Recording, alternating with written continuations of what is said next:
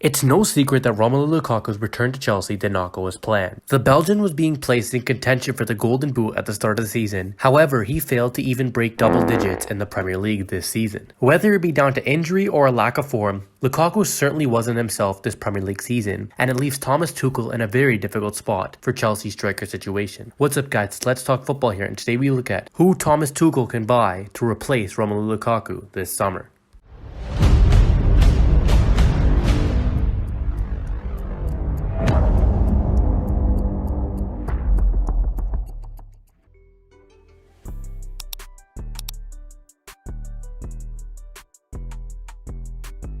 Romelu Lukaku could leave Chelsea after just 1 year after rejoining the club following a successful spell in Serie A with Inter Milan.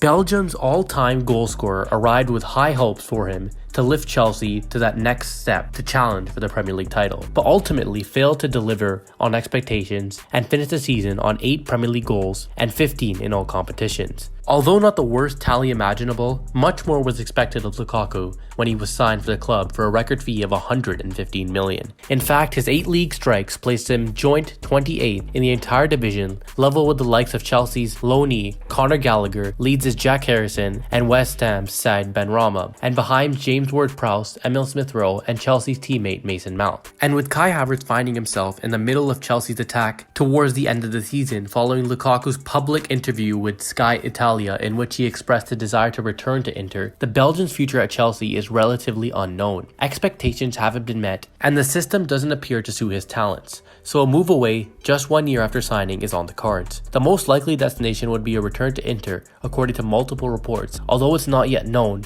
if or when Lukaku will leave Chelsea for a second time. But if he does leave Stamford Bridge in the coming months, who could replace him? And the beginning candidate for that is a player who is on the lips of every top club in the world right now, Christopher Nkunku. He is perhaps the ideal candidate to replace Lukaku should he leave. Christopher Nkunku has undergone a major transformation over the past year or so. Once an excellent creative midfielder, he spent the entirety of the 2021-22 campaign as a central striker for RB Leipzig. Utilizing the space in behind Bundesliga's defenses, Nkunku notched up 35 goal contributions in the Bundesliga, which rises to 55 when including all competitions. However, Chelsea must tread carefully, as they do not have to look too far from a player who played a similar role in an RB Leipzig side and failed to replicate his talents at Chelsea in Timo Werner. I play a lot of Fortnite. So adaptation to the Premier League may be a concern, but his past ventures as a midfielder may aid him massively, as he wouldn't rely on space in behind as much as Werner. Next up on the list is another player who is on the lips of many of the top European clubs, in Darwin Núñez. Just like Nkunku, Darwin Núñez announced himself on the world stage in a big way during the 2021-22 season. The Uruguay forward had previously impressed in the Spanish second tier, but was unproven at the highest level of the sport until this year. With 6 Champions League goals this term,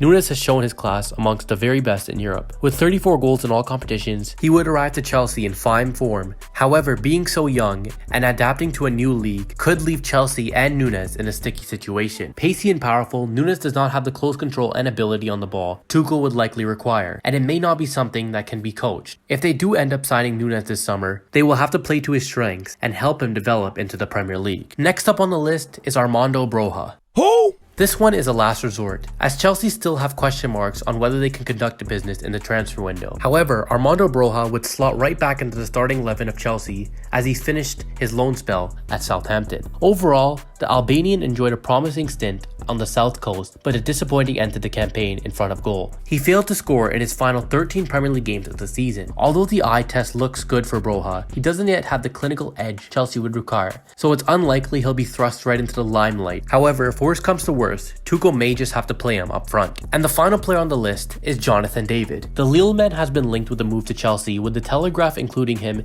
in their extensive list of Chelsea targets. Robert Lewandowski is also a player admired by Tuchel, but it seems as though Barcelona is a far more likely destination for him. Robert Lewandowski. David is an alternative to the Polish international and provides Chelsea with a player capable of dropping deep to link play as well as being a penalty box poacher. However, his tally of 15 league goals isn't the most eye-catching statistic ever, especially considering he just netted 3 of those in 2022. Although the options I just listed do have their downsides, many of them do have their upsides as well. So Chelsea do not have a lack of options in the transfer window. And if worse comes to worse, like I said, Armando Broja, or even Kai Havertz, who found himself in the middle of the park last year very often due to Lukaku's bad form or injuries, they do have someone to fall back on. But let us know in the comments down below, who do you think Chelsea will sign if they can sign someone in the transfer window for the striker position? Or do you think they stick with Kai Havertz? Don't forget to like, subscribe, and share, and we'll see you guys in the next one.